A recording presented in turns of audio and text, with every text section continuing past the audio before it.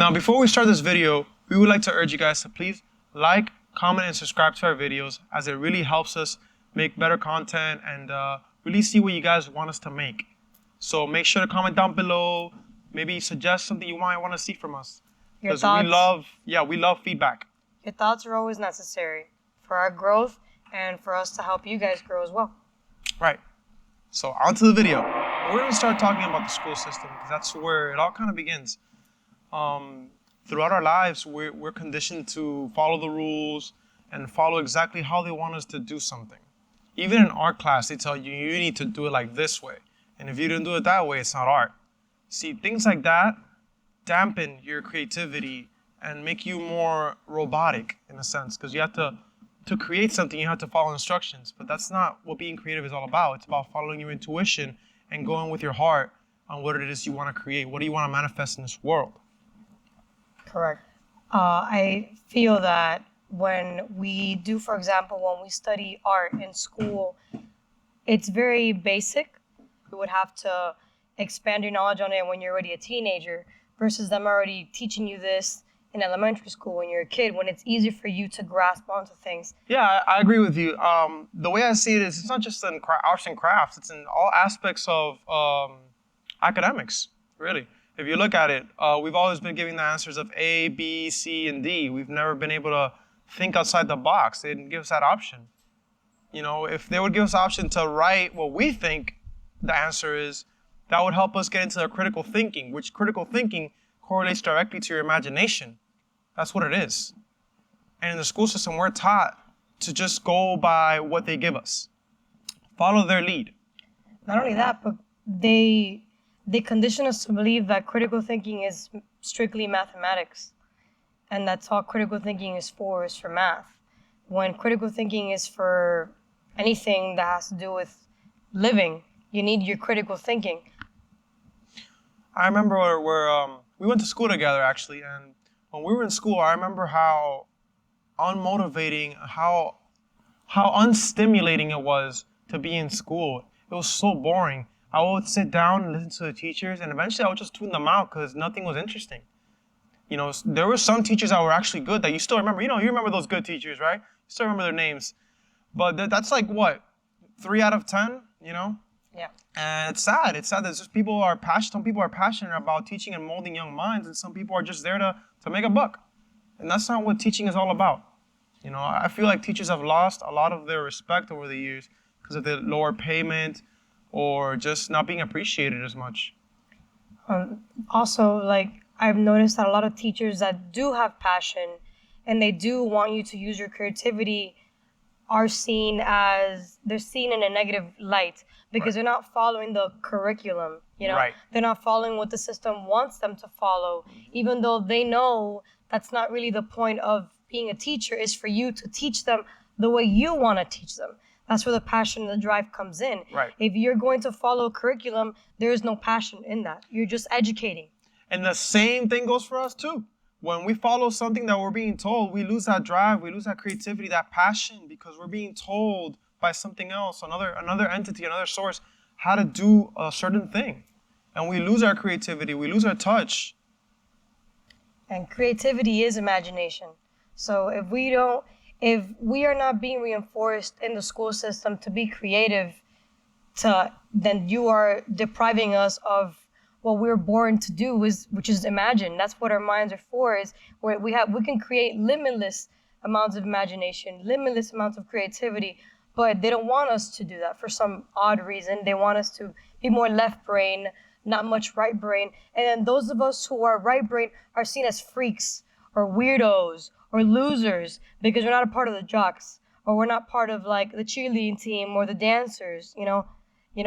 I've learned that when I was in school, I was an artist, as in I would paint, but it was so frowned upon that I just had to do dancing because that's what was considered cool, you know, or accepting in society, was to be a dancer or to be a singer. But if you played drums or piano or drew, you were different, and different wasn't good, I guess.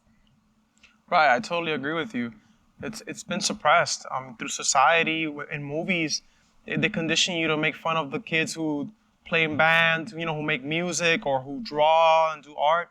It's all in the movies. It's all in society, and that's why it's been accepted for so long, because it's normal to us now. We've been desensitized to think that this is normal. It's normal for us to make fun of these people who can change the world, who can really literally change the world with their art or their music. There's been so many artists that have changed the world.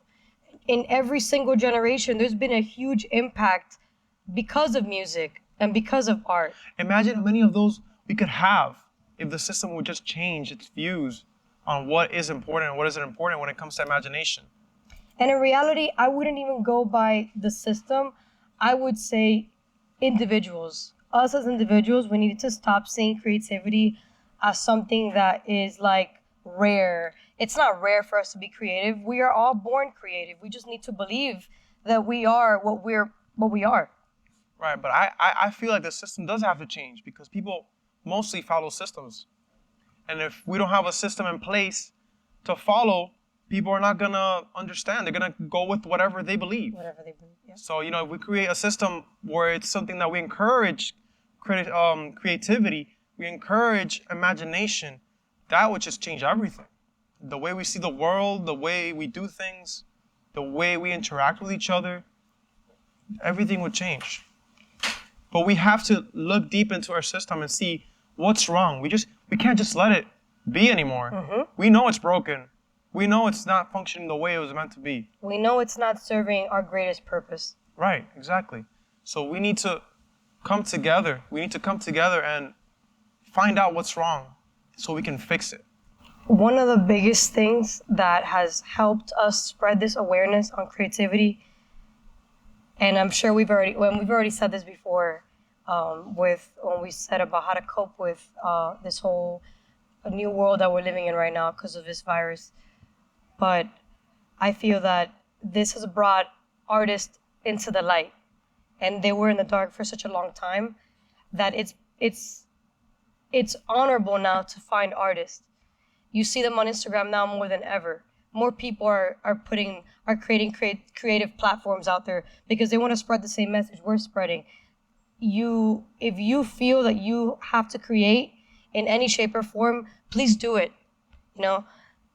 Please do it because you're making such a difference in the world just by knowing that you can create anything and it can change anybody's life. Yeah, put it out there. The more art, the more creativity, imagination we put into this world, the more wondrous and fantastical it becomes. Less dull, less gray. Yes, more color. More color. More life. More life. More love. All these things come from imagination. Another reason why creativity has been suppressed for such a long time until now, until 2020, is our upbringing. We are raised and brought up. I'm not saying all of us, but a good portion of us are raised and brought up thinking that the right brain is not really a necessity, and it's all about the left brain. The left brain is what makes us money. Can you explain a little more on the left brain and right brain? What does that mean? So right brain is creativity. Right brain is innovation. Right brain is imagination. That's where literally all your creativity, your emotions, all what society considers weak is what the right brain is. So you're saying that all those things have to do with creativity, expressing yourself, and yes, being musical, and all this comes from the right hemisphere yes, of the brain. Of the brain. Okay. And then the left is it's math, it's science, it's anything that's empirical. Logic, anything that can be tested, and experimented on, that would be left brain. And it's not necessarily a bad thing to also, of course, use your left brain. It's about having that balance of the left and the right. It's all about that. Exactly. But there's been an emphasis on only left brain, thinking, seeing the world in a very logical, robotic, dull and gray way. It's very black and white. And it takes away the magic from just life. Exactly. And life is not black and white. Life has gray areas in between. Rainbows. It has everything. It has all sorts of colors. So we can't just assume that we can live our life through logic because we can't. Not everything is logical. Not everything has a mathematical explanation to it, I totally agree. And you know what? For those of you who have been raised in a household where imagination has not been the main focus, or at least a focus at all, dig deep within yourself. It's still there. It's still there. Just because you didn't grow up with it doesn't mean it doesn't exist. It's within you. You just have to find what you're passionate about. Once you find that passion, that drive, dig deep and find out what it is that you can do to bring it out in this world. Whether it's painting, whether it's making movies, whether it's Photoshop, whatever, cooking, anything that you can use to express your soul, yourself, your heart. It can be posting motivations on your platform, and that is creativity, because your words are motivating other people, and that's creating within itself. Yeah, anything that you feel passionate about. That's what it is. It doesn't have to be an extravagant thing like, oh, an artist, or a sculpture. It doesn't matter. It doesn't matter. It's whatever you feel passionate about, whether it's building something, anything. I feel that technology is a double-edged sword when it comes to creativity, because we were raised with it. We're 95 babies. So we got to experience what it is to live without it, and then to now live in it. Yeah. And I feel that technology has made things more robotic, more left brain. But at the same time, it's helped artists create more. Right. So it's really however you want to perceive it. Right. You can either be very logical with it, or you can be very creative with it. You can create a lot of beautiful things with technology. I've seen some amazing Photoshops, some amazing digital arts, and that's beautiful. But I feel like it's more emphasized on the left part of the brain, of the more logical. It's going that route, mathematical, seeing the world as numbers, or just something you can measure. And there's something wrong with seeing the world as numbers, but that's not it. That's not right? That's not all of it. That's not all of it. That's just part of it. Mm-hmm. And we have to understand that there should be a balance when it comes to creativity. We should be allowed to express ourselves, whether in a creative way, however you wish to, and not be looked at as different just because other people can't do the same thing that you can do. Yeah, so we all just have to learn to accept each other, learn to accept that we're all different, and we all have different capabilities, different skill sets, different ways of expressing our creativity, our imagination. Everybody's perception is different. A perception is an opinion. It's not a fact. So if you're watching this, please don't get offended if you are more left brain than you are right brain, or if you really, really like technology. Because we're not bashing on technology. No, in fact, not at all. he is a tech whiz. I love technology. So I'm the one who's a little not on the tech side, but I still love my tablets, and I still love my Samsung and my Sony. So I'm not against technology whatsoever. But I do feel that we need to control whole virtual reality thing that's going on right now, where virtual reality isn't art, but it's being used in a way where I feel is controlling society. Well, what do you think that? Because how can I put it? If you don't want to go on vacation to Paris, for example, you can just put on some virtual reality goggles, mm-hmm. and it just makes you feel like you're there without actually being there. And then to a lot of people, that would be enough. Virtual reality would be enough, versus to actually have the drive and the ambition to make the amount of money you need to make to actually go there physically. So you're saying that VR can dampen or just hinder you from actually going to the place itself just because you went there VR? It's more convenient, yes. I kind of agree and disagree with that, because I feel that what if you want to see what it's like before you go? Maybe you don't want to go to Paris. That's true. Maybe you want to try to see if you like it being there, instead of wasting all that money you worked so hard for. That's true. That's a really good Now, on the other side, some people can get addicted to the virtual world, and they can just forget about, not necessarily forget, but the perception of the outside world starts to lessen, And it feels like the virtual world becomes more real. As technology advances and becomes better and better, it's going to be a growing situation. It's going to be a growing issue. People are going to be stuck on their VR and they're going to be home all day. I'm sure that they're going to do VR work. Like, you're going to be working while you're in VR. We're doing remote now. Remote working because of the coronavirus. So I wouldn't doubt it. I wouldn't doubt it if that was a thing.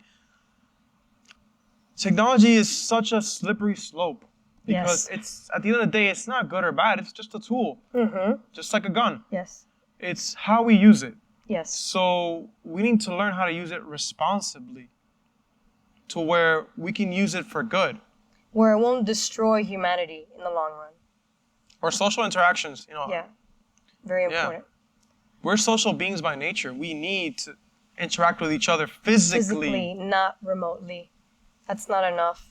Because I feel like, for example, I'm a person who likes to talk with people in person. I don't text much because it's not the same for me. It's not the same. And also, when you're texting, I feel like you don't really perceive what the other person is saying correctly. Sometimes we get things mixed up, and that can lead to fights and conflict. Yep. Or disagreements. So I keep my text short, nice and short. Hey, I'm here, whatever. But when it comes to social interaction, that's where it's at. That's because you can see the person's face, you can feel their vibe. You know, with their motions of their hands or body language, you know what they mean more or less. At least better than text. Yes, definitely. I want to go back to creativity. When a person is creative, or when a person is considered creative, that person is considered free. They're free of all the chains and all the obstacles that society puts on us. Because when a person is creative, they don't care what you think.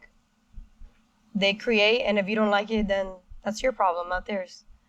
And I feel like that's where we need to all be, or that's the goal, is to know that you're creative and to express your creativity to the fullest potential without a doubt in your mind that what you did wasn't good enough. And if other people criticize you, you accept the criticism, you don't absorb it, and you learn from it in order for you to better your creativity. Because I feel a lot of people that are creative, their creativity slows down, or it doesn't progress as quickly as it could because they doubt themselves or they care too much about what people think. And the whole point of being creative is to feel as free as a bird, and you're just flying around the sky. You don't care who's watching you, you know? And I feel like that's just the beauty of it. Yeah, that's what it's all about. That's what it's all about. Having that freedom to express yourself and not worrying about who's watching and who's judging. Just be you. Be you and don't care about that. Because whenever you're in that moment where you want to express yourself and you hold back, I think that does more damage than anything. Yes. Thank you so much for watching our video. Please like, subscribe, and comment down below. If you want to follow us on Instagram, it's mind_body_elevated. And if you want to support our passion, please check the link below where you can check out our merchandise. Thank you so much, and we will see you guys next time.